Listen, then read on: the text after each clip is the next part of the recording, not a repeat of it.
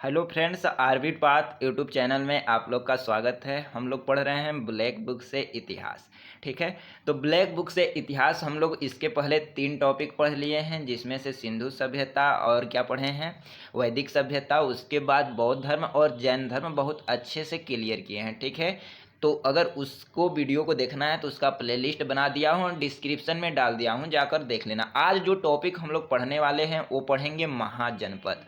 और जो महाजनपद को पढ़ेंगे वन लाइनर के फॉर्मेट में पढ़ेंगे। कहने को तो वन लाइनर है, लेकिन संपूर्ण चीज़ें मिलती हैं। ठीक है, तो वन लाइनर के जो फॉर्मेट में पढ़ेंगे, जिस तरीके से पढ़ेंगे आप लोग को मज़ा आ जाएगा। वीडियो बस पूरा देखना। ठीक है दोस्तों, तो पहले महाजनपद को जान किसी चीज़ के बारे में अगर हम दोस्तों पढ़ने जाते हैं, ठीक है, अगर मान लीजिए भारत के बारे में हमको जानकारी लेना है, भारत के बारे में पढ़ना है, तो पहले भारत को जान लेना होता है कि अगर भारत की स्थिति और अवस्थिति कहाँ है, यह हमारे विश्व में कहाँ स्थित है। ठीक है, उसी प्रकार अगर महाजनपद को हमको पढ़ना है तो महाजनपद को जान लेना है कि आगे इसकी स्थिति क्या है, आखिर में महाजनपद को हम क्यों पढ़ें और इतिहास में इसका क्या महत्व है, महाजनपद का अर्थ क्या होता है।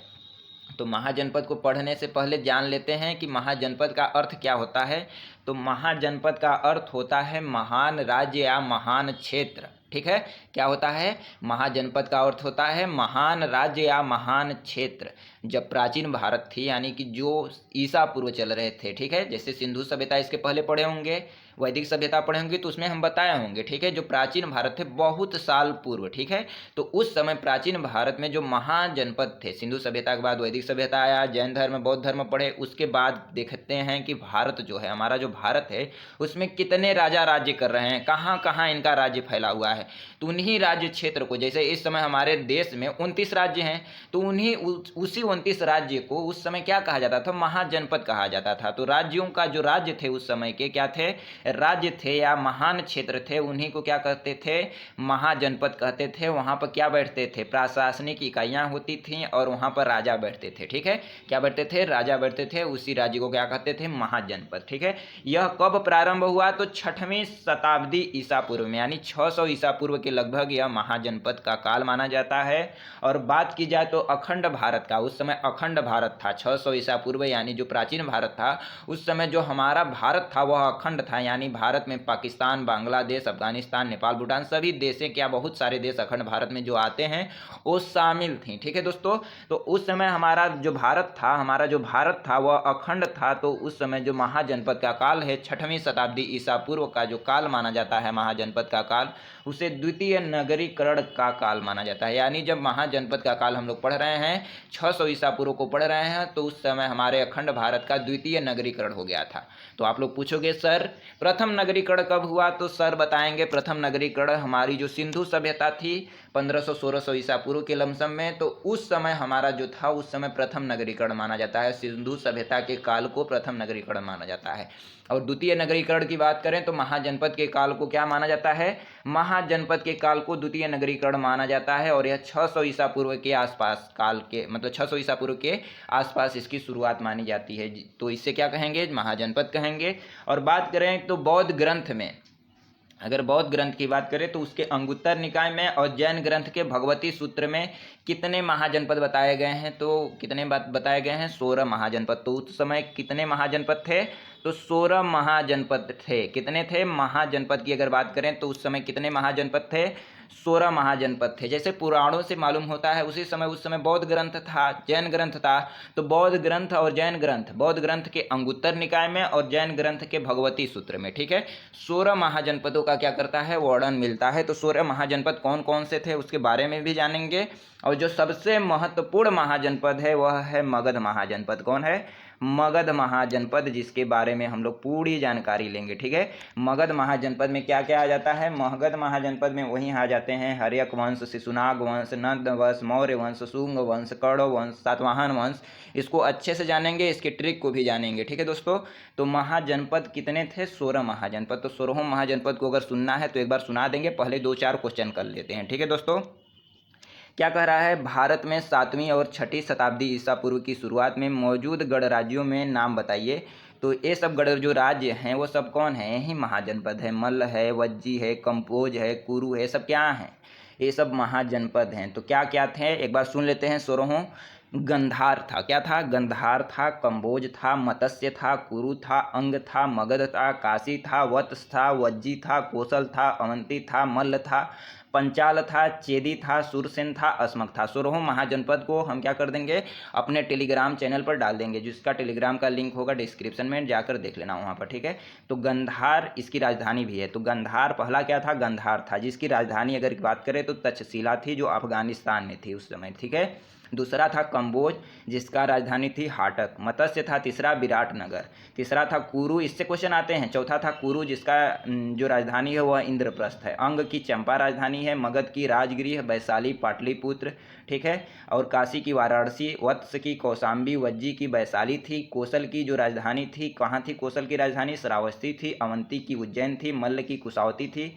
और पंचाल की जो राजधानी थी अहिछत्र थी। चेदी की शक्तिमती थी। और सूरसेन की मथुरा थी। और अस्मक की राजधानी जो थी पोतन थी। और जो अस्मक था वह दक्षिण भारत का एकमात्र महाजनपद था। और इसमें सबसे महत्वपूर्ण जो जनपद है वह मगध महाजनपद है, जिसे बोलते हैं। उसकी राजधानी कहाँ कहाँ है? राजगृह भी है, वैशाली भी है, पाटलिपुत्रा भी है, ठीक है। तो आगे देखेंगे क्वेश्चन, वह कह रहा है, क्या कह रहा है, वह कौन सा साम्राज्य है जिसने सबसे पहले युद्धों में हाथियों का इस्तेमाल किया? तो हम लोग मगध महाजनपद को पढ़ेंगे, इसलिए मगध महाजनपद को याद रखेंगे। तो वह मगध महाजनपद है जिसने सबसे पहले हाथियों का क्या किया? अपने युद्धों में इस्तेमाल किया, ठीक है। अगला जो क्वेश्चन है वह कह रहा है, मगध राजवंशों, क्या कह रहा है, मगध राजवंशों को कालानुक्रमिक क्रम में व्यवस्थित कीजिए, ठीक है दोस्तों। किस में व्यवस्थित करना है? कालानुक्रम, यानी कि इनका जो शासन चला, राज्य चला, किस क्रम से चला है, ठीक है। पहले कौन सा वंश आया, फिर उसके बाद कौन सा वंश आया, फिर उसके बाद कौन सा आया। इसका एक ऐसा ट्रिक देंगे जिसको आप लोग कभी नहीं भूल पाओगे, और उसको लिख लेना अभी जो बता रहे हैं, ठीक है। इसका ट्रिक जो है दोस्तों वह क्या है, उसको लिख लेना, हसीन मशूक सा। क्या लिखेंगे? हसीन मशूक सा। यह क्या है ट्रिक? किसका ट्रिक बता रहा हूँ? आपको समझ में आ रहा है किसका ट्रिक बता रहा हूँ? हसीन मशूक सा। ये ट्रिक है। किसका ट्रिक है? तो मगध महाजनपद में जो राज्य आए, ठीक है, जो वंश आए, किस क्रम में आए उसका ट्रिक है। पहले कौन आया? ह से हर्यक वंश आया। लिख लो, सुन लो ध्यान से, लिख नहीं पाएंगे तो ह से हर्यक वंश लिख लेना। सी से क्या हो जाएगा? स से क्या हो जाएगा? शिशुनाग वंश। सी से शिशुनाग वंश। न से नंद वंश। न से नंद वंश। सी से शिशुनाग वंश। ह से हर्यक वंश। सी से शिशुनाग वंश। न से नंद वंश। म से क्या हो जाएगा? म से मौर्य वंश। सु से शुंग वंश। क से कौरव वंश। सा से सातवाहन वंश। तो ट्रिक लिख लेना, मगध महाजनपद का हसीन मशूक सा, ठीक है। ह से हर्यक वंश, सी से शिशुनाग वंश, न से नंद वंश, म से मौर्य वंश, सु से शुंग वंश, क से कौरव वंश, सा से सातवाहन वंश। ये ट्रिक है और इसका क्रम यही है, आने का क्रम इन लोगों का वंश का यही है, ठीक है। ये याद रखोगे सभी याद हो जाएगा, ठीक है। तो मगध राजवंशों के कालानुक्रम क्रम को व्यवस्थित कीजिए। तो हर्यक वंश, शिशुनाग वंश, नंद वंश, मौर्य वंश, ठीक है। अगला जो कह रहा है, राजा खारवेल जो चेदी वंश का सबसे महान शासक थे, ठीक है। तो किस कहाँ के थे राजा खारवेल? तो कलिंग के चेदी वंश। कलिंग, जो कलिंग उस समय राजधानी थी, जहाँ पर अशोक ने क्या किया? बहुत रक्तपात किया था, उसको आगे पढ़ेंगे। तो राजा खारवेल जो थे कहाँ के थे? कलिंग के चेदी वंश के सबसे महान शासक थे, ठीक है। अगला जो क्वेश्चन है, झेलम नदी के तट पर जो झेलम नदी थी तो उसका उस समय नाम क्या था वैदिक काल में? तो बितस्तता था। जब वैदिक काल हम लोग पढ़े थे तो उसमें बताए थे कि झेलम नदी का नाम क्या था? बितस्तता, बितस्तता, ठीक है, बितस्तता था, ठीक है। तो झेलम को उस समय बितस्ता कहा जाता था। तो झेलम नदी के तट पर यूनानी शासक सिकंदर जो था, किसकी सेना का सामना किया? तो पहले उसने पोरस, राजा पोरस की सेना का क्या किया था? सामना किया था। और राजा पोरस इतनी वीरता से लड़े कि उससे पोरस तो हार गए, लेकिन बहुत वीरता के साथ लड़े, अपनी हार नहीं मानी। लेकिन बाद में क्या किया? सिकंदर ने उनसे क्या कर दिया? संबंध बनाया। और क्या किया? वो राजा पोरस के हाथ में क्या किया? उनकी जो सिकंदर की पत्नी थी कलाई में घड़ी बांधी, यानी भैया कहा, ठीक है। तो ये एक उस समय का जो दृश्य था बहुत ही अच्छा रहा होगा, ठीक है। तो राजा पोरस जो था एक महान शासक था, उसने सिकंदर का सामना किया, अपनी पराजय नहीं स्वीकार की। और जो सिकंदर था उससे प्रभावित होकर उसके जो उसकी पत्नी थी, सिकंदर की जो पत्नी थी, उसके हाथ में, पोरस की हाथ में क्या बानी थी? उस समय रक्षा बानी थी, ठीक है। अगला जो क्वेश्चन है कि सिकंदर और पोरस की सेना के ने किस नदी के विपरीत किनारे पर डेरा डाला था? तो झेलम नदी। तो झेलम नदी को उस समय बितस्ता कहा जाता था। इसको भी याद रखेंगे, पूछता है क्वेश्चन में। अगला जो क्वेश्चन कर रहा है, सिकंदर महान का अनुशिक्षक कौन था? तो सिकंदर का जो शिक्षक कौन था? ट्यूटर कौन था? ट्यूशन वाला कौन था? तो जो सिकंदर का शिक्षक था वह अरस्तु था। कौन था? अरस्तु था। अगला क्वेश्चन कर रहा है, व्याकरणिक व्याकरणिक रचना अष्टाध्यायी, जो अष्टाध्यायी रचना है उसको किसने लिखा है? पाणिनि ने लिखा है। तो पूछा जाता है, रिपीट 6 बार हुआ है, किसके द्वारा? टीसीएस के द्वारा। तो व्याकरणिक जो रचना है वह अष्टाध्यायी, तो सीधे पूछता है अष्टाध्यायी किसके द्वारा लिखी गई है, या कहता है कि इन सभी पुस्तकों में पाणिनि के द्वारा लिखी गई पुस्तक कौन है? तो अष्टाध्यायी। अगला जो क्वेश्चन है, गार्गी, मैत्रेय और कपिल का घर कहाँ था? जो गार्गी थे उस समय के जो महान लेखक थे, मैत्रेय थे, कपिल थे, उनका घर कहाँ था? तो मिथिला में था। कहाँ था? मिथिला में, याद रखेंगे, मिथिला में इनका घर था, गार्गी का, मैत्रेय का और कपिल का। अगला क्वेश्चन कर रहा है, 16 महाजनपदों में से गांधार की राजधानी कहाँ थी? तो तक्षशिला थी। जो गांधार थी उसकी राजधानी कहाँ थी? तक्षशिला थी। ठीक है दोस्तों, अगर गांधार की बात करें तो तक्षशिला याद रखेंगे, गांधार की राजधानी तक्षशिला। और तक्षशिला कहाँ है? वर्तमान अफगानिस्तान में है, लेकिन उस समय अखंड भारत था तो अखंड भारत में भी अफगानिस्तान था। ठीक है, तो गांधार की राजधानी कहाँ थी? तक्षशिला, याद रखेंगे, गांधार तक्षशिला, गांधार तक्षशिला। वहीं कंबोज का हाटक रखेंगे, 2-3 ठो याद कर लो, कंबोज का हाटक, मत्स्य का विराटनगर। ठीक है, वहीं कुरु का इंद्रप्रस्थ। ठीक है, कुरु का इंद्रप्रस्थ। और अंग का चंपा। ठीक है, चंपा का अंग बहुत अच्छा है। ठीक है, याद रखो, अंग का चंपा। ठीक है, मगध का राजगृह, वैशाली, पाटलिपुत्र। अगला जो क्वेश्चन है, महाजनपदों के राजाओं के ने किलों को इस प्रकार बनाया जिससे वह क्यों, मतलब जो महाजनपदों के राजाओं ने किलों को क्यों बनाते थे अच्छे तरीके से? क्योंकि उसकी सुरक्षा दे सके। ठीक है, अगला क्वेश्चन है, वर्तमान में तक्षशिला विश्वविद्यालय किस देश में स्थित है? जो तक्षशिला है, वर्तमान तक्षशिला है, वह कहाँ स्थित है? तो वह कहाँ स्थित है दोस्तों? तो वर्तमान तक्षशिला कहाँ स्थित है? पाकिस्तान में स्थित है। कहाँ है? पाकिस्तान में है। ठीक है, गांधार की राजधानी कहाँ थी? तक्षशिला थी। ठीक है, तो तक्षशिला तो इस समय पाकिस्तान में होना चाहिए, उस समय अफगानिस्तान में था। ठीक है, इस समय कहाँ है? पाकिस्तान में है। अगला जो क्वेश्चन है कि प्राचीन भारत में श्रेणी, ठीक है, व्यापारियों के संघ थे। तो प्राचीन भारत में जो श्रेणी थे वह क्या थे? व्यापारियों के संघ थे। अगला जो क्वेश्चन कह रहा है, सबसे महत्वपूर्ण महाजनपद कौन है? मगध महाजनपद है, जिसके बारे में हम लोग पढ़ेंगे। हसीन मशुकसा, हर्यक वंश, शिशुनाग वंश, नंदवंश, मौर्य वंश, हसिक, मशुकसा, शुंगवंश, कौरवंश, सातवाहन वंश। ठीक है, इसके सब क्या है? वंश है, इसको पढ़ेंगे। ठीक है, अगला क्वेश्चन है, और इसकी राजधानी कहाँ थी? मगध की राजश्री भी थी, राजगृह भी थी, वैशाली भी थी, पाटलिपुत्रा भी। ठीक है, अगला क्वेश्चन है कि भगवान गौतम बुद्ध के जीवन काल के दौरान 7वीं और 6वीं शताब्दी ईसा पूर्व की शुरुआत में कितनी महान शक्तियाँ यानी मौजूद थी? तो 16 मौजूद थी। किसके निकाय में? बौद्ध धर्म के अंगुत्तर निकाय में लिखा गया है, वहीं जैन ग्रंथ के भगवती सूत्र में लिखा गया है। ठीक है, अगला जो क्वेश्चन है वह कह रहा है, जब मगध, क्या बोला कि जब मगध एक शक्तिशाली महाजनपद था तो वज्जी वैशाली में अपनी राजधानी के साथ सरकार के अलग रूप के अधीन था, जिसे गढ़ या संघ के रूप में जाना जाता था। ठीक है, जो सरकार का अलग रूप के अधीन था उसे क्या कहा जाता था? गढ़ या संघ कहा जाता था। अगला क्वेश्चन है, गढ़ कंटगा किस जनजाति का राज्य था? तो गोंड जनजाति का राज्य था।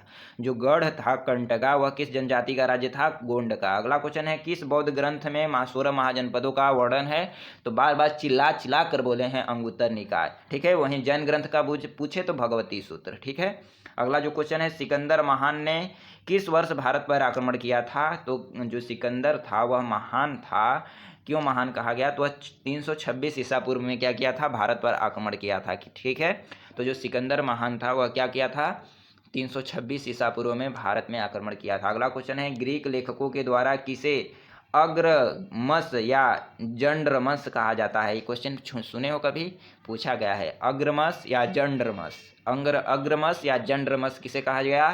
तो घनानंद को कहा गया। ठीक है, नंदवंश का अंतिम शासक कौन था? घनानंद था। ठीक है, तो घनानंद को किसने पराजित किया था? तो चंद्रगुप्त मौर्य ने इसे पराजित करके मौर्य वंश की स्थापना की थी। तो ग्रीक लेखकों के अनुसार, जो ग्रीक लेखक हैं उनके अनुसार अग्रमस या जंड्रमस किसे कहा गया? तो घनानंद को कहा गया। अगला क्वेश्चन है कि हाइडे स्पीसीज, क्या कहेगा कि हाइडे स्पीसीज की लड़ाई कब हुई थी? 326 ईसा पूर्व में सिकंदर महान तथा राजा पोरस के बीच हुई थी। कहाँ हुई थी? सिंधु नदी के पार करने के बाद झेलम नदी के किनारे हुई थी। ठीक है, झेलम नदी के किनारे हुई थी।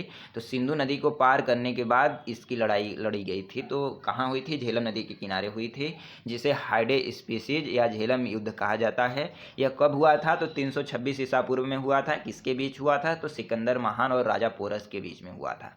अगला जो क्वेश्चन है, नंद वंश का पहला शासक कौन था? तो महापद्मनंद। याद रखेंगे, नंद महापद्मनंद, नंद महापद्मनंद याद रहेगा क्योंकि रिलेटेड है। ठीक है, अगला क्वेश्चन है, नंद वंश का अंतिम शासक कौन था? तो घनानंद था, जिसे पराजित करके मौर्य वंश ने किसकी नींव डाली? तो चंद्रगुप्त मौर्य ने मौर्य वंश की नींव डाली। अगला जो क्वेश्चन है वह कह रहा है कि भारतीय समुद्र तट, 1 मिनट दोस्तों, 1 मिनट हमको समय देना। तो क्या पढ़ रहे थे दोस्तों? तो कह रहा है नंद वंश का अंतिम शासक तो घनानंद था। 10 क्वेश्चन और है, 10-12 तो उसको कर लेते हैं, फिर ये टॉपिक समाप्त हो जाएगा। अगला जो क्वेश्चन है कि भारतीय समुद्र तट के साथ स्थित बंदरगाहों को सूचीबद्ध करने वाली ग्रीक यात्रा पुस्तक कौन सी थी? तो पेरीप्लस मैरिथ एरिथ्री, पेरीप्लस ऑफ द सी, ऐसे ही था इस पुस्तक का नाम। ठीक है, तो भारतीय समुद्र तट के साथ स्थित बंदरगाहों को, जो बंदरगाह होते हैं जहाँ पर जहाजें आकर रुकती हैं, ठीक है, तो उनको सूचीबद्ध करने वाली यानी उनको जोड़ने वाली जो बुक थी, ठीक है, वह कौन सी थी? पेरिप्लस ऑफ द सी, मैरिस एरिथ्री भी कहा जाता है उसको। अगला जो क्वेश्चन कर रहा है, प्रसिद्ध चिकित्सक जीवक को किसके दरबार द्वारा नियुक्त किया गया था? जो जीवक था, सीधे क्वेश्चन पूछे कि जीवक किसके दरबार में था? तो बिंबिसार के दरबार में था। किसके दरबार में? बिंबिसार के। अगला क्वेश्चन कर रहा है, अजातशत्रु हर्यक वंश का शासक किसका पुत्र था? बिंबिसार का पुत्र था। तो अजातशत्रु जो था वह बिंबिसार का पुत्र था, वह हर्यक वंश का था, सेकेंड शासक था। ठीक है, तो हर्यक वंश का द्वितीय शासक कौन है? अजातशत्रु है। वहीं हर्यक वंश का अगर स्थापक कहा जाए, स्थापना किसने किया? तो बिंबिसार ने किया। हर्यक वंश का अगर कहा जाए कि ऐसा कौन सा शासक हर्यक वंश का था जो जिसने बौद्ध संगीति स्थापित करवाया था? तो वह अजातशत्रु था। वह प्रथम बौद्ध संगीति का आयोजन करवाया था। कौन? अजातशत्रु करवाया था। ठीक है, तो हर्यक वंश का शासक बिंबिसार, जो स्थापना किया वह बिंबिसार था। बिंबिसार का पुत्र अजातशत्रु है। ठीक है, इसे पितृहंता या कुड़ीहंता भी कहते हैं। क्यों कहा जाता है पितृहंता? क्योंकि अजातशत्रु ने बिंबिसार की हत्या कर दी थी, अपने पिता की ही हत्या करके गद्दी पर बैठ गया था, इसलिए इसे पितृहंता भी कहा जाता है। ठीक है, इसने किसकी स्थापना करवाई थी? किसका आयोजन करवाया था? प्रथम बौद्ध संगीति का आयोजन करवाया था। ठीक है, तो और आगे देखेंगे आगे क्या है क्वेश्चन। अगला क्वेश्चन है कि सिंहासन पर बैठने के लिए किस शासक ने अपने पिता बिंबिसार की हत्या कर दी? वही क्वेश्चन आ गया, अजातशत्रु ने। ठीक है, अगला क्वेश्चन है, हर्यक वंश से मगध का पहला शासक कौन था? तो पहला शासक यानी हर्यक वंश का स्थापक करने वाला कौन था? बिंबिसार ही था। ठीक है, अगला क्वेश्चन है, कौन मगध के शक्तिशाली शासकों में से एक था? तो बिंबिसार भी क्या था? मगध वंश का शक्तिशाली शासक था। ठीक है, और अजातशत्रु भी था। ठीक है, अगला जो क्वेश्चन कर रहा है, हर्यक वंश के भारतीय शासक का क्या नाम था जो अजातशत्रु के पुत्र थे और जिन्होंने पाटलिपुत्र शहर की नींव रखी थी? तो उदयन। इन सब का अलग इतिहास है। जो बिंबिसार है वह हर्यक वंश की स्थापना करता है, बिंबिसार को मारकर अजातशत्रु क्या करता है? गद्दी पर बैठता है, और गद्दी पर बैठने के बाद उसने क्या किया था? प्रथम बौद्ध संगीति का आयोजन करवाया था। ठीक है, फिर उसके बाद उसका पुत्र हुआ उदयन। क्या हुआ? उदयन। उसका भी उदय हुआ, उसने भी अजातशत्रु को मार दिया। तो यह भी क्या किया था? अपने पिता को मार दिया था। ठीक है, तो दोनों अपने पिता को मारे थे। अजातशत्रु भी अपने पिता बिंबिसार को मार दिया, और अजातशत्रु को देखने के बाद उदयन भी सोचा कि तुम भी मेरे दादा को मार रहे थे, मैं भी तुम्हें मार दूंगा। तो उसने भी किसको मार दिया? अजातशत्रु को मार दिया। तो उदयन किसको मार दिया? अजातशत्रु को। तो अजातशत्रु का पुत्र कौन था? उदयन था। और इसने किसकी शहर की स्थापना की थी? तो पाटलिपुत्र शहर की नींव रखा था। कौन? उदयन। क्वेश्चन बार बार पूछा जाता है पेपरों में कि पाटलिपुत्र शहर की स्थापना या नींव किसने रखी थी? तो उदयन ने रखी थी। किसने? उदयन ने। अगला जो क्वेश्चन कर रहा है, 4वीं शताब्दी ईसा पूर्व, 4वीं शताब्दी ईसा पूर्व में मगध की राजधानी को कहाँ स्थानांतरित कर दिया? किसने कर दिया? तो पाटलिपुत्र में कर दिया। किसने? तो शायद उदयन ने ही किया था। तो मगध की राजधानी को कहाँ स्थानांतरित कर दिया गया? तो पाटलिपुत्र में। ठीक है, तो पाटलिपुत्र में कहाँ स्थानांतरित कर दिया? पाटलिपुत्र में, 4वीं शताब्दी ईसा पूर्व में। अगला क्वेश्चन कर रहा है, प्राचीन काल में भारत के किस क्षेत्र को अवंतिका के नाम से जाना जाता था? जो प्राचीन काल था यानी बहुत पहले का काल, तो उस समय में भारत के किस क्षेत्र को अवंतिका के नाम से जाना जाता था? तो मालवा, जो उज्जैन का क्षेत्र था, उसे किस नाम से जाना जाता था? अवंतिका के नाम से जाना जाता था। अगला जो क्वेश्चन है वह कह रहा है, कामरूप। क्या कह रहा है? कामरूप भारत के किस क्षेत्र का प्राचीन नाम है? तो असम का प्राचीन नाम क्या है? कामरूप। पूछा जाता है कि कामरूप किसका प्राचीन नाम है? तो असम का प्राचीन नाम क्या है? कामरूप। और कह रहा है, पुरुषपुरा किसका दूसरा नाम है? तो पेशावर का जो दूसरा नाम है वह पुरुषपुरा है।